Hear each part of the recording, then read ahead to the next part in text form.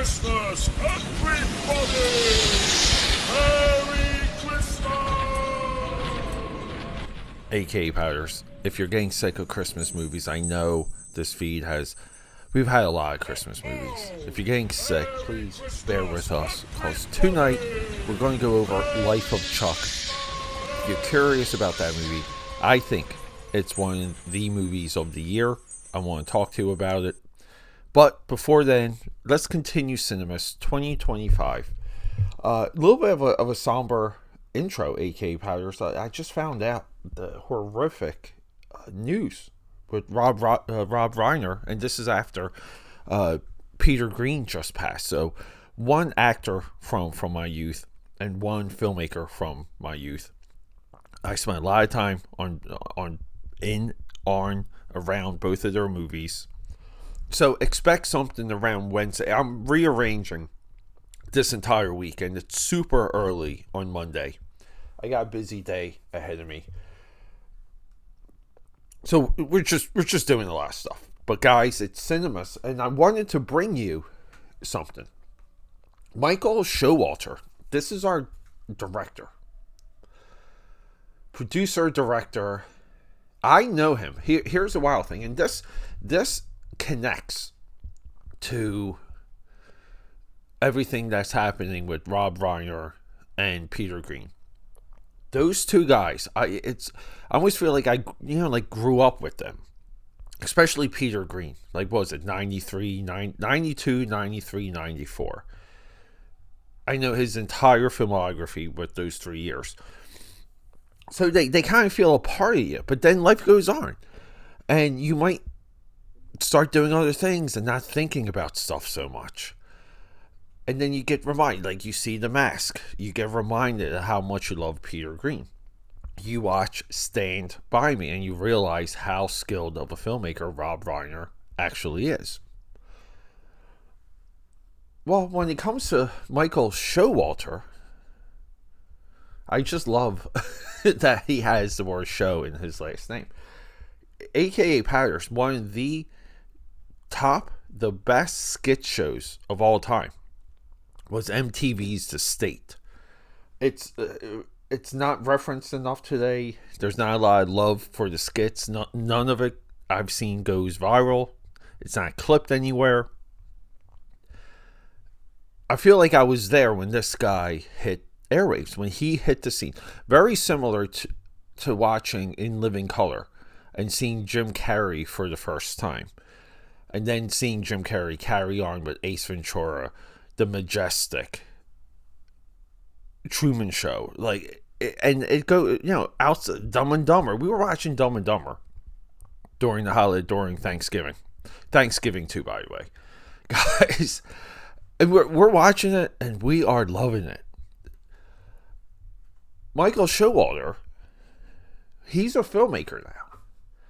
And he has a filmography. I mean, he has a range. I was not aware of this until I'm watching this movie. And I'm saying to myself, I have to know who made this movie, because it's funny where it needs to be funny. It's funny how it needs to be funny.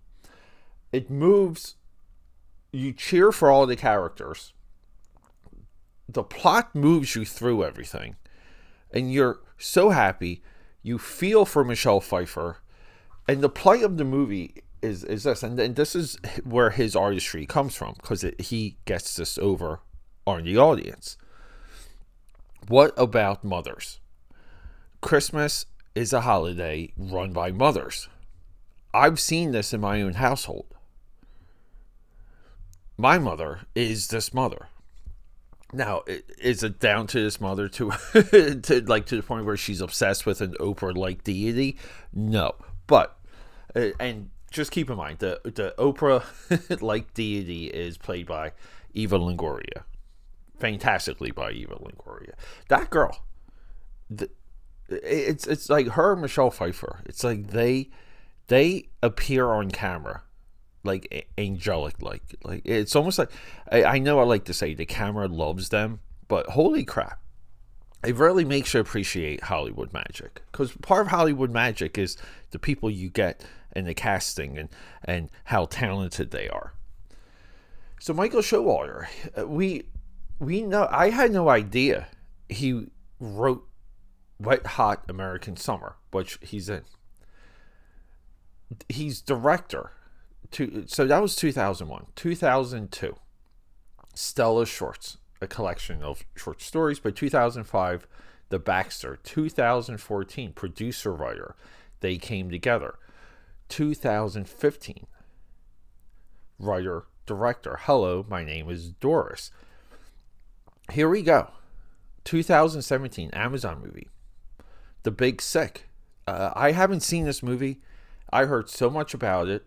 When it came out, you can say this movie went viral. And by viral, I mean it's so popular. I keep seeing people reposting it.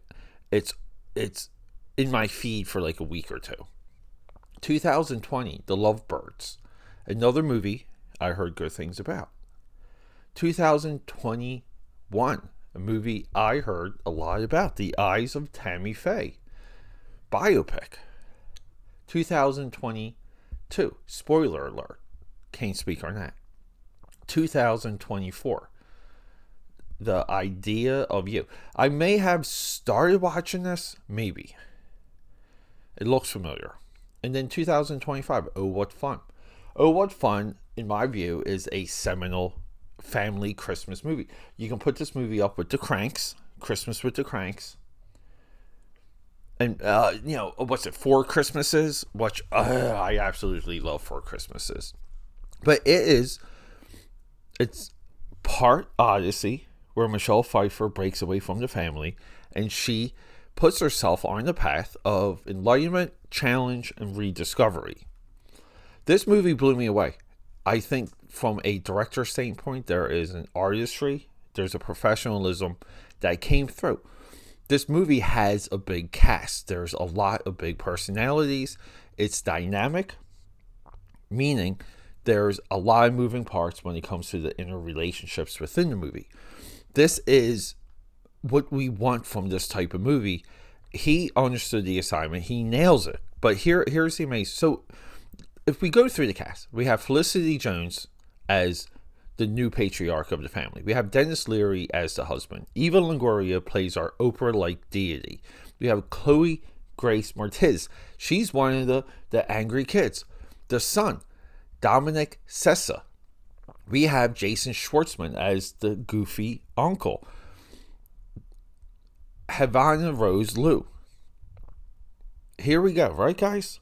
Havana Rose plays this neighbor's daughter across the street, and when she gets entangled with the son, you're almost just cheering for everyone.